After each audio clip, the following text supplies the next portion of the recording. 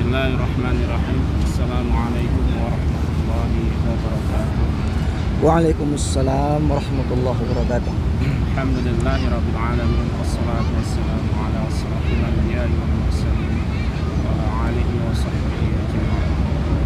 Bersyukur kehadirat Allah Subhanahu wa taala atas seluruh nikmat yang telah kita terima hingga saat sekarang ini.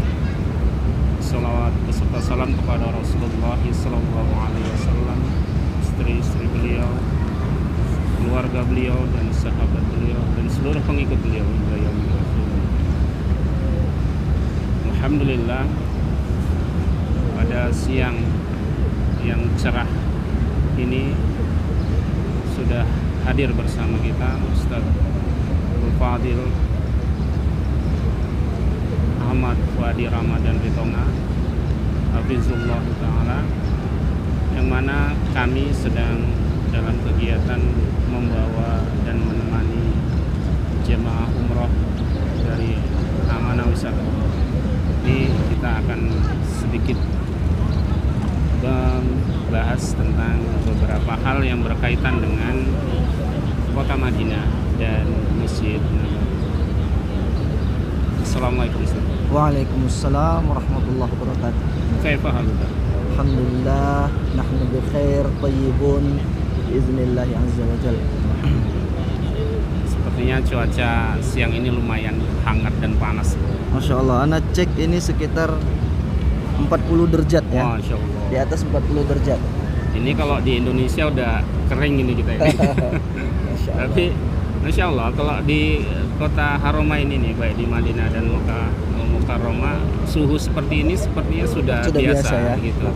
Dan kita nggak terkejut. Padahal kalau kita di Indonesia 30 derajat aja rasanya udah luar biasa panas ya. Sementara di sini bahkan selebih dari 40 pun kita masih bisa mengikuti gitu, bisa beradaptasi. Ya mungkin itu berkah kedua kota suci. Berbicara tentang kota Madinah Ustaz dan Masjid Nabawi, apa keistimewaan Masjid Nabawi ini Ustaz dibandingkan masjid-masjid yang lain? Masya Allah. Jadi sahabat sekalian yang dirahmati oleh Allah Subhanahu wa taala, banyak sekali keutamaan Masjid Nabawi ini, Madinah Al-Munawwarah. Di antaranya ibadah sholat yang kita kerjakan di masjid ini itu kelipatannya sama dengan 1000 kali sholat di masjid-masjid yang lain. Dan berbicara juga dengan tentang cuaca di sini ya Bang. Jadi kita berbicara tentang cuaca, maka ada sebuah hadis juga dari riwayat Muslim, dan ini sahih dari Abu Sa'id. Dikatakan bahwa Abu Sa'id pernah datang, Abu Sa'id Al-Khudri, layali al-harrah, itu pada malam yang mana malamnya itu juga panas. Jadi kita juga tadi malam merasakan malamnya itu saja di atas 30 derajat gitu ya. Masya Allah. Jadi memang kita dianjurkan untuk bersabar dalam beribadah di sini. Itu ada perintahnya dari Rasulullah sallallahu alaihi wasallam.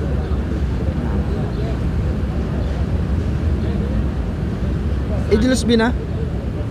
मैं वॉशरूम कर रहा हूँ मैं वॉशरूम कर रहा हूँ خلاص वॉशरूम कर रहा हूँ वॉशरूम Oke, thank you. मैं आता हूँ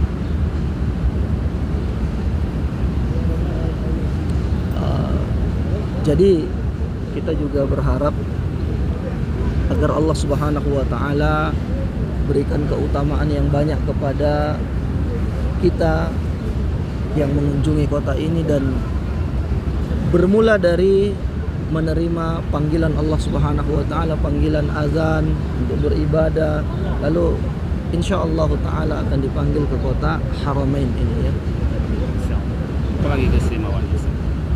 Di antaranya keistimewaan kota Madinah itu, di antaranya ini adalah tanah haram. Ya, tanah haram itu artinya ibadah-ibadah yang kita kerjakan selain sholat juga itu dilipat gandakan pahalanya di sisi Allah Subhanahu wa taala. Dan suasana ini ya jamaah sekalian, ini akan mempengaruhi motivasi kita dalam beribadah. Jelas, suasana itu, lingkungan itu tidak dipungkiri akan mempengaruhi semangat kita dalam beribadah insyaallah taala. Tapi memang benar Ustaz. Suasana itu begitu mempengaruhi. Iya. Coba kita bandingkan kalau kita di Indonesia. Ketika azan berkumandang, kita melihat orang banyak santai, malah seolah-olah nggak dengar gitu. Iya. Otomatis itu bisa mempengaruhi kita juga. Iya. Akhirnya kita juga sedikit banyak terikut lah dengan suasana. Beda dengan di sini. Begitu azan berkumandang, bukan hanya orang yang berlalu lalang, bahkan toko-toko semua pada tutup. Iya, masya Allah. Mereka tutup, kemudian menyegerakan diri gitu untuk ke sini. Bahkan kita rame-rame jalan, padahal mungkin jaraknya bukan deket juga. Kalau kita jalan di Indonesia mungkin nggak mau kita jalan. Iya. Di sini walaupun jarak cukup jauh dari hotel ke masjid misalnya, tapi kita tetap semangat gitu. Tetap pinginnya kita selalu pingin sholat 5 waktu di sini, walaupun dengan cuaca yang luar biasa. Iya, masya Allah. Panas. Jadi memang itulah keistimewaannya. Jadi semangat kita dalam beribadah ini meningkat, ya, karena al-imanu yazidu wa yanqus. Iman ini bertambah dan berkurang, pasang surut keimanan kita. Bertambah dengan melakukan ketaatan, berkurang ketika jatuh kepada kemaksiatan. Juga di antara keistimewaan kota Madinah ini, Nabi sallallahu alaihi wasallam berhijrah kemari dan beliau tinggal 10 tahun di sini, Bang. Masya Allah. 10 tahun lamanya beliau tinggal di sini dan kuburan beliau juga ada di sini. Ya, kuburan beliau sallallahu alaihi wasallam ada di sini. Dan Dajjal laknatullah alaih itu tidak bisa masuk ke kota ini. Ya. Dan wabah taun, penyakit secara menyeluruh itu juga tidak akan bisa masuk ke tempat ini. Ya, secara menyeluruh.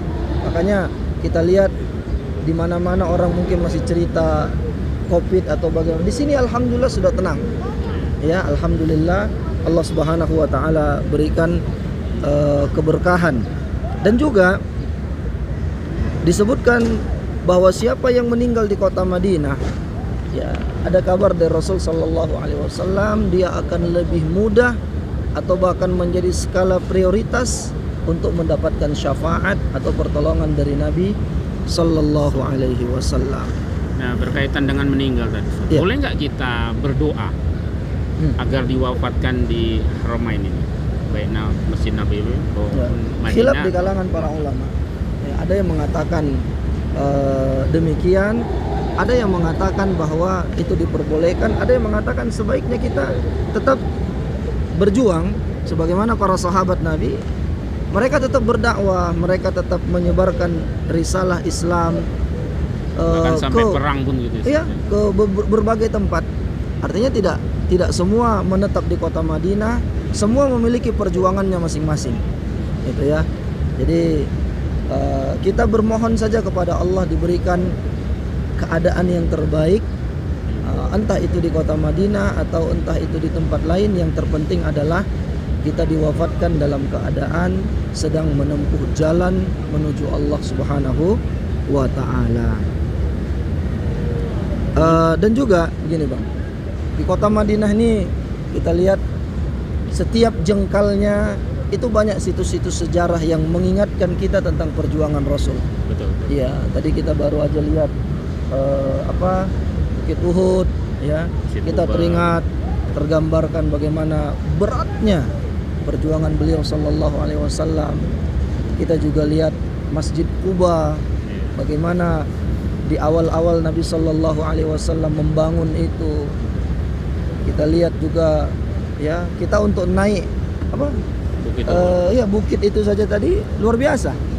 Gimana lagi dengan mengangkat senjata, kemudian li'i'la'i kalimatillah, menegakkan kalimat tauhid. Ini memang masya Allah keistimewaan yang diberikan kepada para pendahulu kita. Itu as-sabiqun al-awwalun, itu ya. Masya Allah. Kemudian Ustaz, masih jadi pertanyaan bagian Ustaz. Kenapa Rasulullah ketika berdakwah di Madinah itu relatif lebih mudah diterima dakwah Islam itu? Padahal Rasulullah di Mekah sendiri itu 13 tahun ya. Iya. 13 tahun dakwah Rasulullah di Mekah, yang mana orang semua kenal dengan Rasulullah.